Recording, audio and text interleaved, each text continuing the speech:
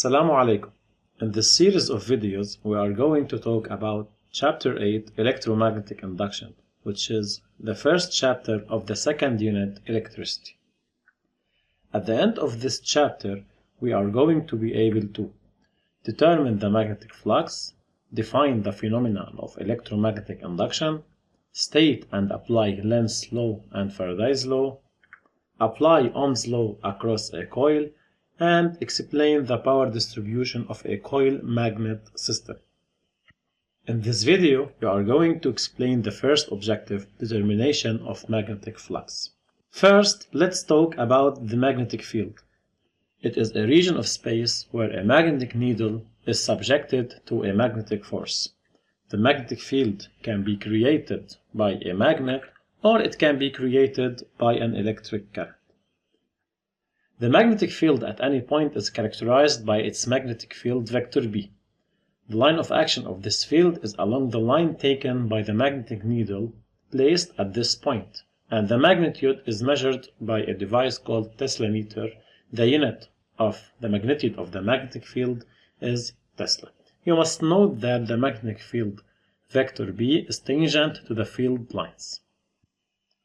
Let's start with the magnetic field created by a magnet. In the case of a bar magnet, the magnetic field lines pass through the magnet from S to N inside the magnet.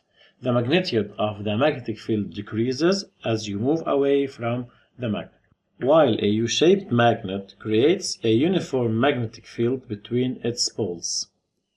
Since the field lines are parallel and of same magnitude and direction at any instant, we must note that the magnitude of a uniform magnetic field is not necessarily constant. It may vary with time, but will always be equal at any point inside this field. In order to show that the magnetic field can be created by an electric current, let's take a look at Ørsted's experiment. An electric wire is placed above the compass parallel to it. We connect the wire to the battery. When the circuit is closed, we observe that the needle deviates to a certain direction. We can deduce that the current traversing the wire generates a magnetic field. Note that when we reverse the poles of the battery, the needle changes its direction. As a conclusion, Ørsted's experiment shows that the magnetic field can be created by an electric current. Now let's remember how a magnetic field can be created by an electric current. In the case of long rectilinear wire, the magnetic field created at a point M around this wire have a line of action perpendicular to the plane formed by point M and the wire, while its direction is determined by using right-hand rule. In this figure, the thumb finger takes the direction of the current inside the wire, while the other fingers or the curved fingers takes the direction of the magnetic field. The magnitude of this magnetic field at point M is equal to mu I over 2 pi d, where I is the current in ampere, mu is the permeability of the medium. If the medium is vacuum or air, mu equal to mu 0 equal to 4 pi times 10 to the power minus 7 as a unit.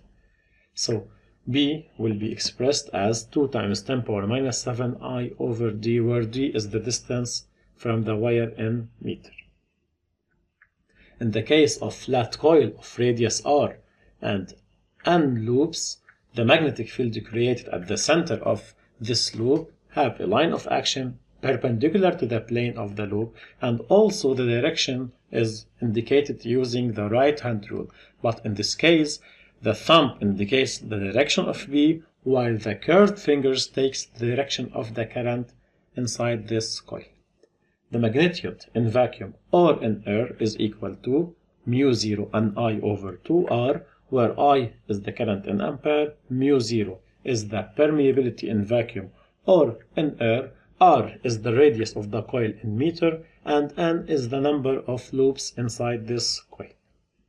Now in the case of solenoid of length L and N loops, the line of action of this magnetic field created inside this solenoid is along the axis of the solenoid. Its direction indicated using the right hand rule. Also, the thumb finger indicates the direction of the magnetic field, while the curved finger takes the direction of the current across the solenoid. The magnitude inside the solenoid is uniform and of magnitude P equal mu0 and I over L, where I is the current in ampere, mu0 is the permeability in vacuum or air, and L is the length of the solenoid in meter. Another important subject to remember is electromagnetic force, which is a fundamental force associated with electric and magnetic fields. To explain this, consider a conductor of length L, this conductor carrying a current I. When the conductor placed in a uniform external magnetic field, it will be subjected to an electromagnetic force F. The point of application of this force is the midpoint of the part of the wire subjected to B, while its line of action is perpendicular to the plane formed by B and L. Note that F is perpendicular to B and F is perpendicular to L. So F is perpendicular to the plane formed by B and L. The direction of the Laplace's force or electromagnetic force is determined by using right hand rule. In this case, the thumb takes the direction of the current and the index finger takes the direction of the magnetic field, while the middle finger takes the direction of the force. The magnitude of this force is equal to the absolute value of the current multiplied by the magnitude of the magnetic field and the length of the conductor subjected to this force multiplied by sine alpha. Now let's talk about the magnetic flux. By definition, the magnetic flux crossing a surface is the measure of the strength of the magnetic field crossing this surface normally. It is defined as the number of magnetic field lines that passes through a given surface area.